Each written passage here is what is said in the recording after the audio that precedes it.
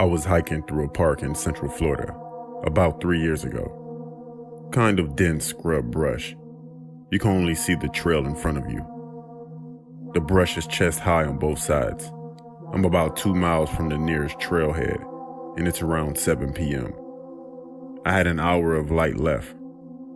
I had intended on setting camp when I found this next clearing.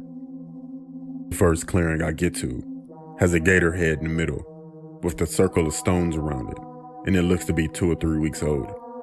Just a dried skull with scales, and the soft tissue was gone.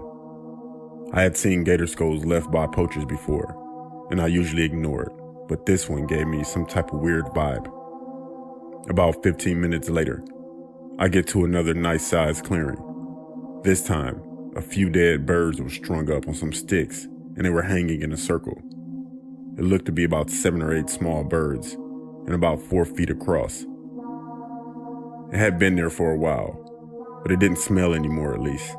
Still creepy enough to send me on my way. So I'm guessing the third time's the charm, right? 20 minutes later, it was getting dark, and now I was taking side paths to get away from the main trail and hopefully to avoid any other displays. I find a fresh one.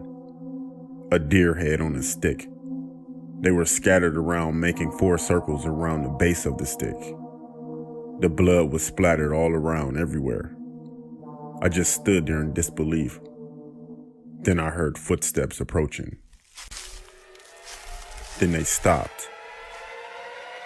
I got very quiet. And some guy whispers, "Get out of here, or we'll kill you too." I didn't hesitate at all. I ran out of there. It was dark before I got back to my truck, and I went straight to the police station and told them everything. They found everything that I saw, but no one was there. After that, I won't go back hiking again.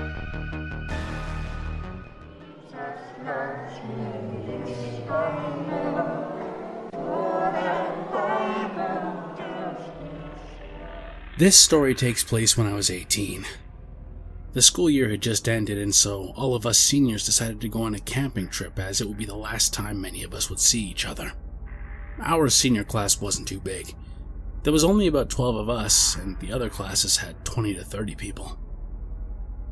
We had found a great camping site in the mountains where most, if not all of us, lived. We all arrived to the campsite around 6:30 p.m. We finished setting up a huge tent that all 12 of us could comfortably fit in around 7 p.m. as the sun was going down. We hung out and talked around the fire until it was completely dark, as I guess that was the official time to party. The sun had set around 8 p.m. and it was completely dark. We got all the alcohol out of our cars and started to drink until we couldn't drink anymore. We were loud, obnoxious teenagers drinking around a fire until we noticed something. My friend Ivan was gone. We first thought he was trying to scare us or pull a prank on us, but 30 minutes passed and there was still no sign of him. It wasn't that warm outside either, as there was still snow on the ground due to the high altitude. We had looked all around the campsite for him, calling his name. We started getting anxious and scared. His car was still parked and the nearest highway was about 15 miles out, so there's no way he could have walked. How could he have disappeared without any single one of us noticing? Us being drunk didn't help either, as it was even harder to find him in pitch black. We all had gotten into small groups and had gone in different directions. My friend Sean and I walked deeper into the woods, calling out Ivan's name. Finally, we see a shadow sitting down by a tree. I turned the flashlight towards it, and there he was. There was something off about him, though. He was just sitting there, not blinking and looking straight ahead. He didn't even react to me pointing the flashlight directly in his eyes. Not only that, he had a knife in his hand.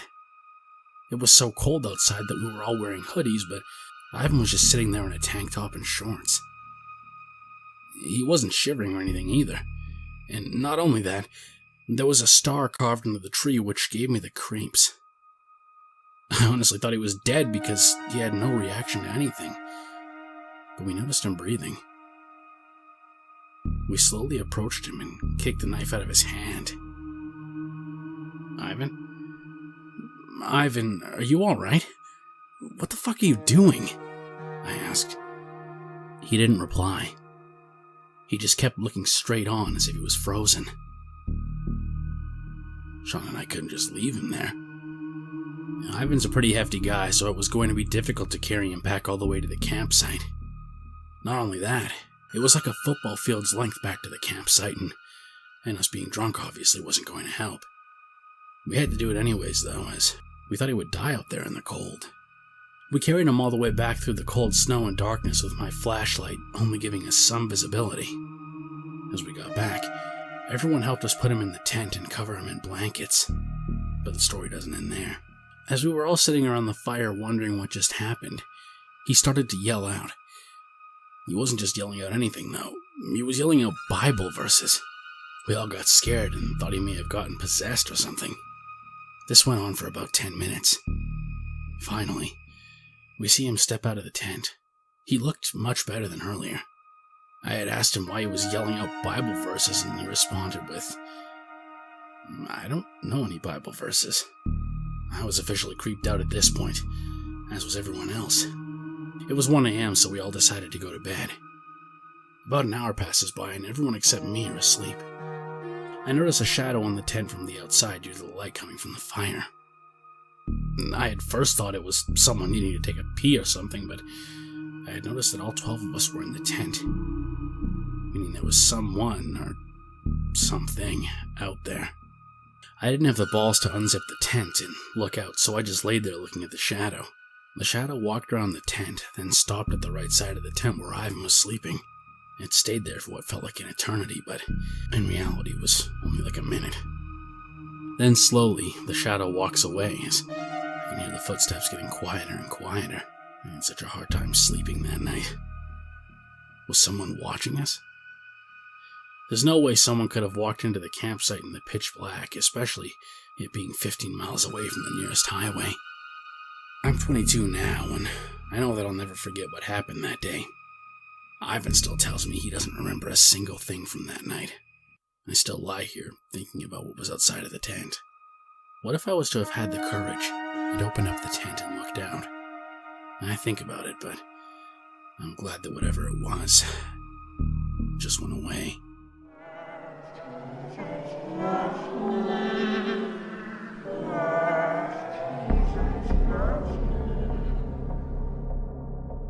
I worked for Apple Care for over 3 years. You know, the tech support number you call when you have problems with iPhones, iPads, or Macs. During my time there, I took thousands of phone calls, but there was one call that I definitely remember. This call started off like the rest. "Thank you for calling Apple Care. My name is Josh." The call came from a woman who said she was a college counselor and a former social worker. While waiting on her Mac to update, the conversation started off normal. "Do you like working for Apple? Where are you based?" After about 20 minutes of going back and forth, the conversation turned darker. She stated, "I need to ask you something. Do you have children?"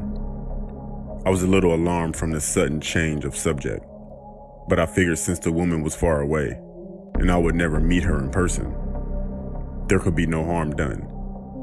"I have a 1-year-old daughter." She replied, "I need to tell you about this place. Please never take your family there, or anyone you love." A bit shocked, I replied, "Okay, what place?" "It's called Unalaska." "You mean Alaska the state?" I questioned. "No, Unalaska, Texas. The town is full of pedophiles. A lot are involved, ranging from parents, teachers, police, doctors, and lawyers. The people you're supposed to trust, really." I was more puzzled than creeped out, since it seemed like a plot of a horror film. Lots of children, especially girls, are tossed around as supposedly trusted employees of the town. And nothing can be done because people who fight back are either killed, they disappear, or harassed and bullied that they have to leave the town. She continued, "I met lots of kids from working here at the college. They have shared very similar stories and horrific things that have happened to them, all from this town." She then shared her most recent case.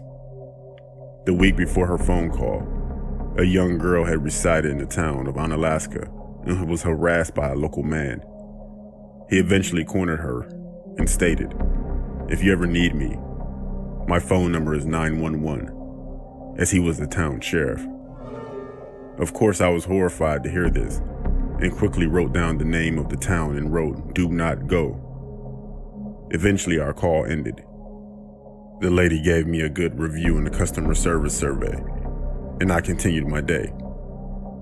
Now, I no longer work for Apple. However, a few years later, I got into the true horror stories on YouTube.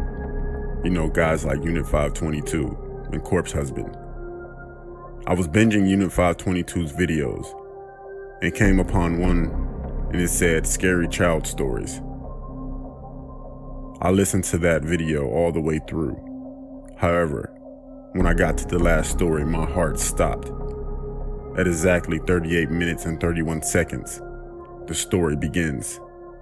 The story is told from the perspective of a young girl who had a summer home in a town called, you guessed it, Unalaska.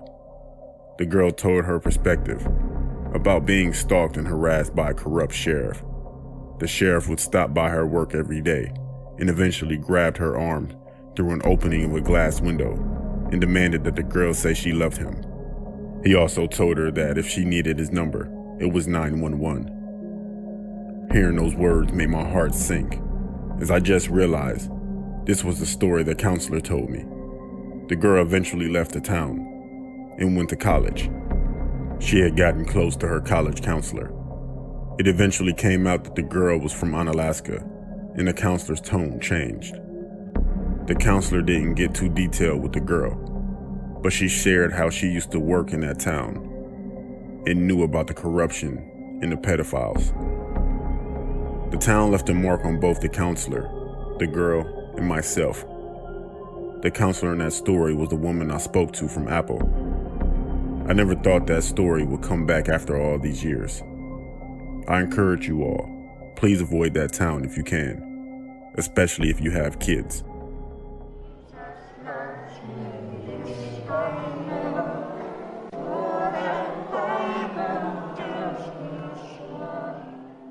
In July of 2018, my family and I went to my aunt and uncle's house in Maryland. They go on vacation for a weekend, and they let us stay at their house. They live like 10 minutes away from Baltimore, so we usually go there for a day and go back to the house later. Everything was fine until the third night. When we got back to the house, my dad and brother went upstairs because they were tired. My mom and I went into my uncle's office to go on his computer to see what we could do the next day. We heard some strange noises. My mom just assumed they were house noises, but the noises seemed a bit heavy to be house noises. My mom went to the bathroom and I sat at the computer looking at attractions when I heard my uncle's dog growling from the living room. She only growls or barks when she sees someone she doesn't recognize, so I got a little scared. My mom came out of the bathroom, and I told her the dog is growling at something. She went to the living room to check on the dog, and everything seemed normal except for one thing. The lamp was on, but the thing about that is I remember seeing it unplugged entirely. The lamp is also in the corner behind the giant couch, and the cord has a switch on it to turn it on or off, but the switch was closer to the floor. It would take a lot of effort to plug it in and turn it on. She assumed it was me and turned it off, but I kept telling her I didn't turn it on at all. I decided to go to bed, which I kind of regret doing. I fell asleep pretty fast, but I woke up at 3 in the morning to a strange sound. I just kept hearing the squeaky mattress noise over and over again. I knew it wasn't my parents because I heard my dad snoring. I knew my brother wasn't making that noise because I heard him snoring as well. All of our bedroom doors were open, so it was pretty easy to hear, but I was the only one hearing it. I started hearing the dog growling viciously from the living room. I was covered in my sweat, and my fear was rising. I then heard footsteps coming from the attic right above my room. I was wide awake at that point, and was gonna wake up my parents, but since I was so scared, I didn't want to move. Eventually, all the noises stopped, but the dog was still viciously growling at something or even someone. She stopped growling after about 5 minutes. Everything was seemingly fine after that, but I had no interest in falling back asleep, and didn't get out of bed until I saw my brother get out of bed at sunrise. I asked him if he heard anything at all at 3 in the morning, but he said no. I also asked my parents if they heard anything, and they also said no. My mind was blown, and I thought I was going crazy. For the rest of the week, everything was fine, and that dog kept growling at something every once in a while. I kind of wish I got up out of bed to see what was squeaking, but I was also way too scared. I also wish I got up to see what the dog was growling at, but no way in hell was I going to go up into that attic. I don't know if I was just hallucinating, witnessing paranormal activity, or what, but I definitely don't know, and it definitely was not a dream. Jesus loves me.